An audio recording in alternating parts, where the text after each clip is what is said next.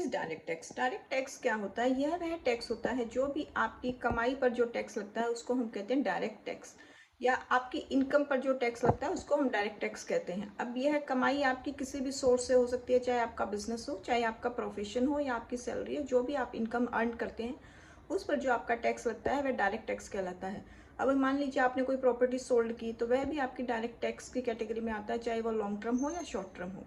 इसके अलावा indirect tax वह टैक्स होता है वह जब आप कोई स्पेंड करते हो, कोई भी पैसा खर्च करते हो, तो आप जो भी उसमें क्या होता है कि आपको कुछ पैसे देने पड़ते हैं जो कि इनडायरेक्टली होते हैं। जैसे मान लीजिए आप कोई कहीं घूमने गए तो आपने होटल का जो चार्जेस दिया उसमें जीएसटी होता है जो कि इनडायरेक्ट टैक्स होता है। इंडिया में जीएसटी से पहले बहुत सारे टैक्स होते थे इनडायरेक्ट, जैसे सेस था, वेट था, एक्साइज था, लेकिन अब उन सबको हटाकर जीएसटी इंक्लूड कर दिया गया है। तो जीएसटी एक इनडायरेक्ट टैक्स होता है। Thank you for watching. Please like, share and subscribe my channel. Thank you so much.